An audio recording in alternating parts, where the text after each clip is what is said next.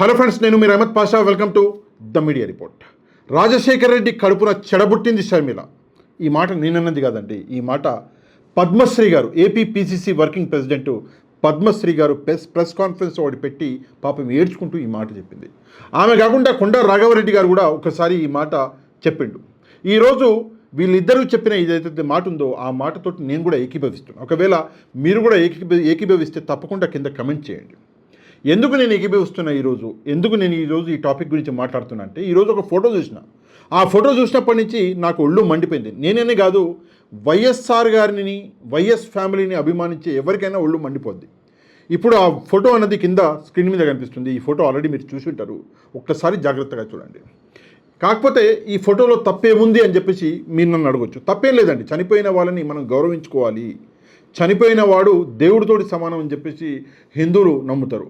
Muslims చనిపోయిన వాళ్ళ గురించి తప్పుడుగా మాట్లాడకూడదు అని చెప్పేసి నమ్ముతారు. ఏ మతమైనా ఏ కులమైనా చనిపోయిన వాళ్ళ గురించి తప్పుగా మాట్లాడదు. కాకపోతే బతుకున్నప్పుడు రామోజీరావు గారు చేసిన కొన్ని పనులు అనేవి నిజంగా అప్పట్లో రాజశేఖర రెడ్డి గారిని చాలా ఇబ్బందులు పాలు చేసినాయి. రాజశేఖర రెడ్డి గారు బతుకున్నన్ని రోజులు రామోజీరావు గారు రాజశేఖర రెడ్డి గారిని ప్రతి చోట కించపరిచిండు, ప్రతి చోట ఆయనని అవమానించిండు. అయినా కూడా ఆయన తలంచుకొని ఎప్పుడూ ఒక మాట అనలేదు. రాజశేఖర రెడ్డి గారి చావును కూడా సెలబ్రేట్ చేసుకున్నారు ఈనాడు వాళ్ళు అని చెప్పేసి ఒక టాక్ అనేది నడుస్తున్నది. కాకపోతే అందులో ఎంత నిజం ఉన్నది, ఎంత అబద్ధం ఉన్నదో మనకి ఎవరికి తెలియదు. కాకపోతే ఈరోజు నాకు ఎందుకు ఈ కోపం వచ్చింది అంటే, షర్మిల రాజశేఖర రెడ్డి బిడ్డ. తన తండ్రి ఎట్లా చచ్చిపోయిండు, తన తండ్రి బతుకున్నప్పుడు రామోజీరావు తన తండ్రిని ఎలా అవమానించిండు, తన తండ్రి చావులో ఎలా అవమానించిండు, చనిపోయిన తర్వాత కూడా తండ్రి మీద కేసులు పెట్టిర్రు, తండ్రిని అపహాస్యం చేసిర్రు అని చెప్పేసి ఈనాడు న్యూస్ పేపర్లో చాలా ఎంజాయ్ చేస్తూ, చాలా సెలబ్రేట్ చేసుకుంటూ ఈనాడు న్యూస్ పేపర్లో రాతలు రాసిండు రామోజీరావు. చనిపోయిన వాళ్ళని, అంటే చనిపోయిన రాజశేఖర రెడ్డి గారిని అప్పుడు రామోజీరావు గౌరవించలేదు. కానీ ఈరోజు చనిపోయిన రామోజీరావుని తప్పకుండా నేను గౌరవిస్తాను. ఎందుకంటే ఆ ఇంగితం నాకున్నది.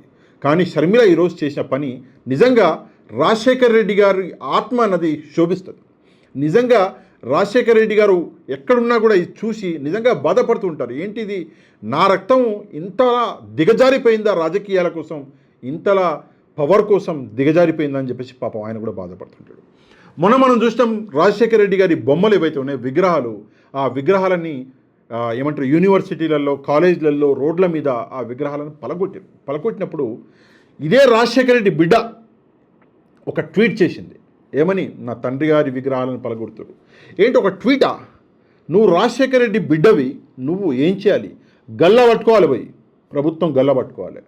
దమ్ముందా? పోయి మన చంద్రబాబు నాయుడు గారి దగ్గరికి పోయి మాట్లాడు, చూద్దాం.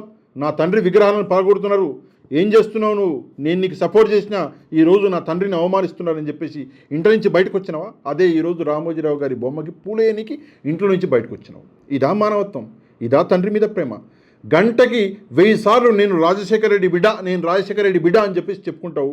ప్రతి మీటింగ్లో ఒక మీటింగ్లోనైతే ఒక్క నిమిషంలో 8 సార్లు చెప్పింది, నేను రాజశేఖర రెడ్డి బిడ్డ అని చెప్పేసి. నిజంగా చనిపోయిన రాజశేఖర రెడ్డి గారిని అంతలా వాడుకునే నువ్వు ఈరోజు ఆ రాజశేఖర రెడ్డి గారికి గౌరవం ఇవ్వలేకపోయినావా? ఇదేనా తండ్రికి ఇచ్చే గౌరవం? రాజశేఖర రెడ్డి గారికి 2 పిల్లలు, ఒక కొడుకు, ఒక బిడ్డ. ఒక కొడుకుకి ఒక బిడ్డకి ఉన్న వ్యత్యాసం ఈరోజు క్లియర్గా అర్థమైపోయింది. ఒకటి. రెండవ విషయము, ఇక్కడ నేను మేధావులను ఒక విషయం అడగాలి. ఏంటి అంటే, జనరల్గా మేధావుల్ని ఎందుకు అంటున్నంటే వాళ్ళు ఆలోచించదగ్గ విషయం కాబట్టి. రాజశేఖర రెడ్డి గారికి ఒక ఓటు బ్యాంక్ ఉన్నది. ఆ ఓటు బ్యాంకుని షర్మిల రాజశేఖర రెడ్డి బిడ్డగా ఆ ఓటు బ్యాంకుని వినియోగించుకోవచ్చు.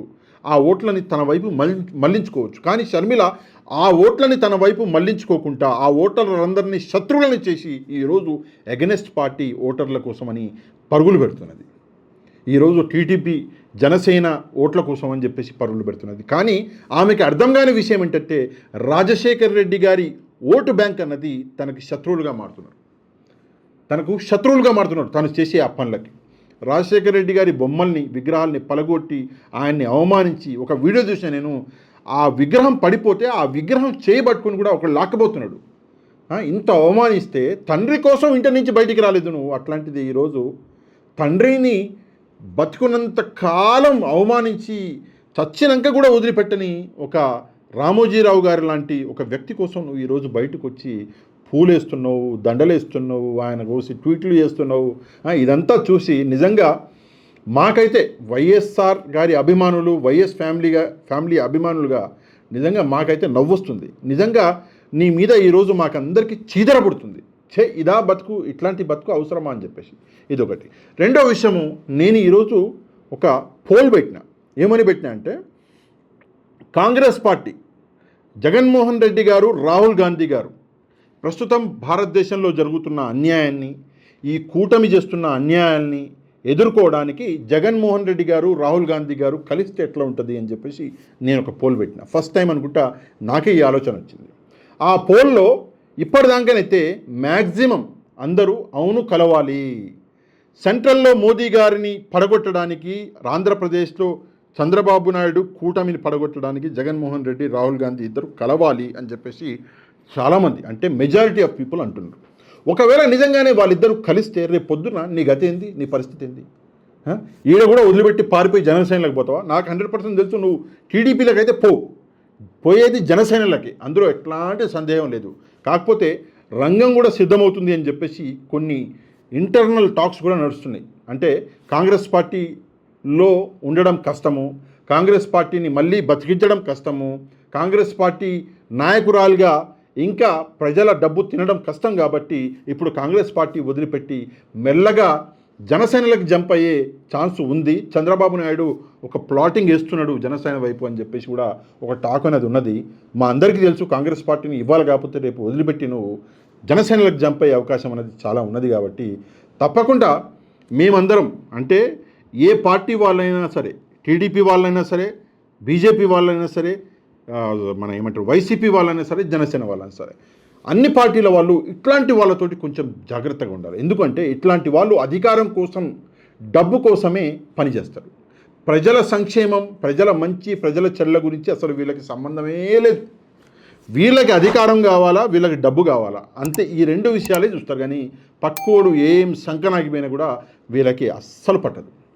ఇంకా విషయం ఏంటంటే, సొంత కుటుంబం, సొంత అన్న సంకనాగిపోతున్నా కూడా పట్టించుకునే ప్రసక్తే లేదు. ఎందుకంటే అధికారం, డబ్బు. ఎంత దారుణం అంటే, కన్న కొడుకుకి తలకి దెబ్బ తగిలింది, రక్తం గారిపోతుంది, కంటికి పైన దెబ్బ తగిలితే తల్లిని తీసుకుపోయి ఎక్కడో వేరే దేశంలో పెట్టింది. ఎవరు? చెల్లె, జగన్మోహన్ రెడ్డి గారి చెల్లె. ఎవరు? మన షర్మిల తీసుకెళ్ళి కన్న తల్లిని తీసుకెళ్ళి వేరే దేశంలో పెట్టింది. అట్లీస్ట్ కన్న తల్లి కొడుకు అంత పెద్ద దెబ్బ తగిలితే ఒక్క చిన్న వీడియో బయట కూడా ఇవ్వలేదు. అదే ఎలక్షన్ లాస్ట్ రోజు కూతురికి ఓటు వేయండి అని చెప్పేసి ఒక వీడియో బయట ఇచ్చింది విజయమ్మ గారు. ఎందుకు అంటే, తీసుకుపోయి తల్లిని ఆడనో కొడుకు దగ్గర వేరే దేశంలో పెట్టింది. మరి ఆమె దగ్గర ఫోన్లు కూడా పెట్టిందో లేదో, ఆమెకి రాజకీయాలు ఇక్కడ ఏం జరుగుతున్నాయో తెలుసో తెలియదో, మనకైతే తెలియదు. కానీ ఒక కొడుకుని, ఒక తల్లిని దూరం చేసి పడేసింది. అంతగా రాజకీయాలన్నీ వంట పట్టిపోయినాయి. ఎందుకంటే అధికార దాహం, ధనదాహం, ఈ రెండు నిజంగా మనిషిని మృగంలా మార్చేసినాయి.